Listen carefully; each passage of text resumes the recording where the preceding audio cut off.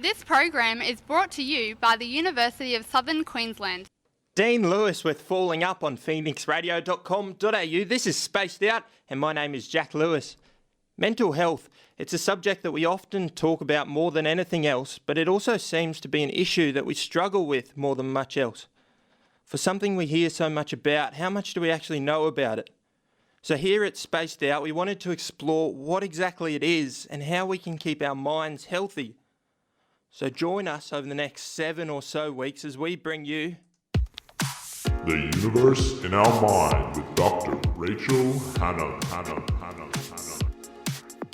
Dr. Rachel Hannam has been a registered psychologist for nearly 20 years. Through that time, she has risen to become one of Brisbane's most trusted and respected psychologists and currently serves as clinical director at North Brisbane Psychologists. She joins me now. Good afternoon, Rachel. Hi, Jack. How are you? I'm very well, thank you. Now, Rachel, mental health is it's such a broad bracket, isn't it? We talk a lot about depression and anxiety, but what exactly are they and how different are they from each other? Great question. Well, these are the two most common presentations that we see in private practice, in clinical psychology work. Yep. And sometimes people are doing it tough and struggling with both anxiety and depression, sometimes one or the other.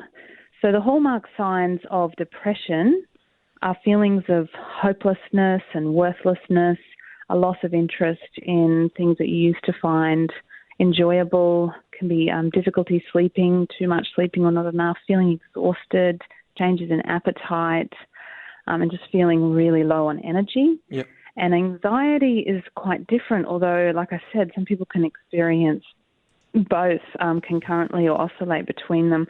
With anxiety, we've got severe and persistent worry and overthinking, catastrophizing, seeing worst-case scenarios and obsessing over situations, feeling indecisive, nervous, fidgety, restless, agitated.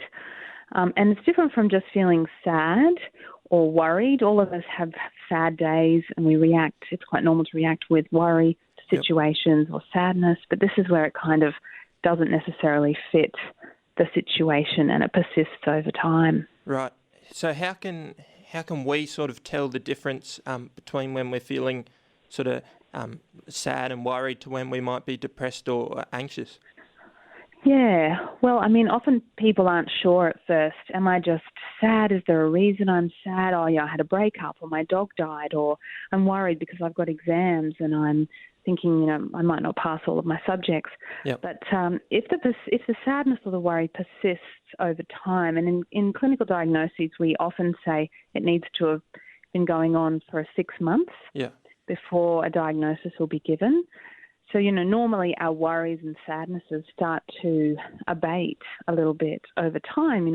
If we fail a subject at uni, we feel, sad and anxious about it for a couple of weeks maybe, but then we make a plan and we move on. But if the worry persists and the situation, is okay now, but we're still feeling, really down or really worried and anxious, then probably good to go and talk to someone about it. Right.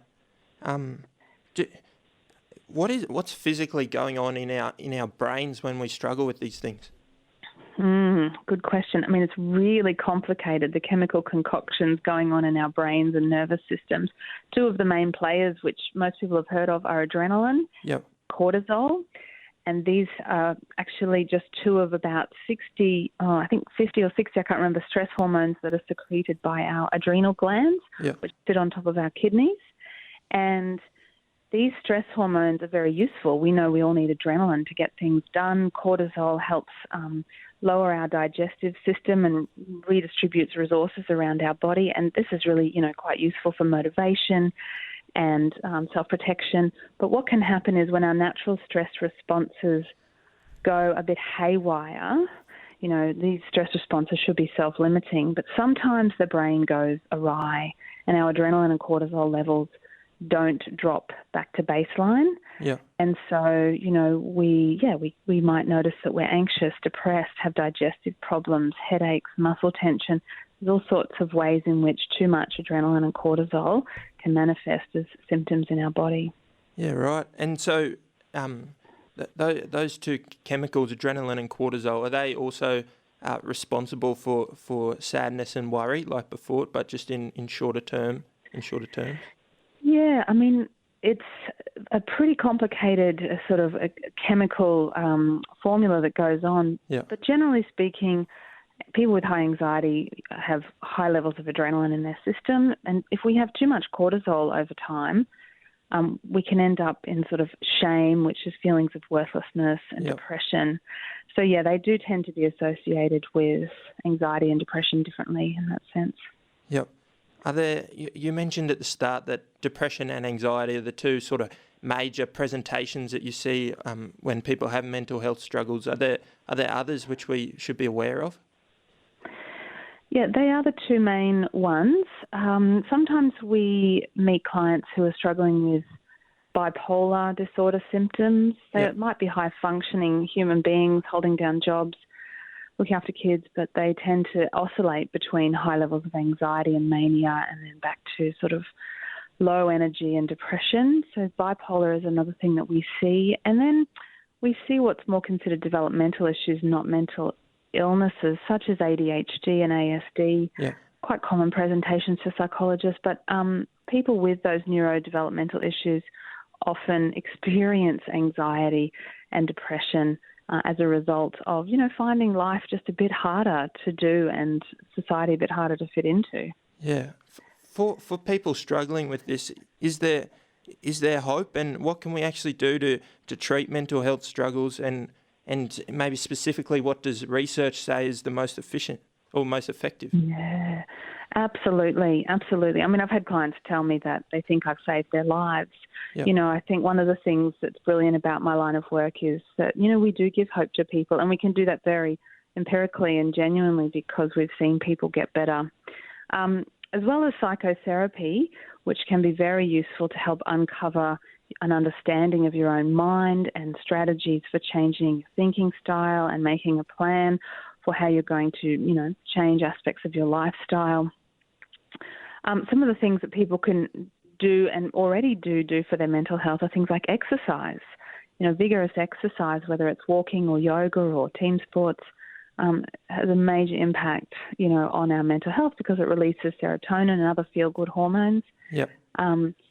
There's so many ways we can do self-care, meditation, mindfulness, social support, making sure we, catch up with friends and stay connected socially. And then there's things we can avoid doing, like avoid too much caffeine. That can increase anxiety and diminish quality of sleep. Be careful with drugs and alcohol because they're not good for our mental health over time. Yep. And then there's plenty of apps that people can download. I love the Calm app and the Breathe app, and these can help us change our self-talk, learn how to practice mindfulness and a range of other strategies which definitely help us to feel better. Yeah, well, great. Thank you, Rachel. We really appreciate what you and other psychologists and health workers do in really helping our minds and bringing attention to the issues on our minds. So thank you so much for joining me today.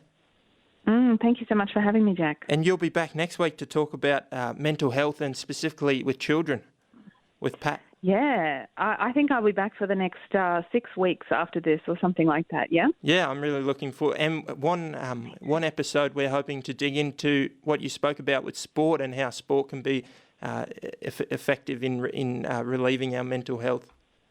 I'd love to get more into that. Yeah, I look forward to seeing you for the next few weeks on air. Yeah, thank you so much. That was Rachel Hannam from psychologist at North Brisbane Psychologists. You're listening to Spaced Out on phoenixradio.com.au, and this is Sean Mendez with Wanda.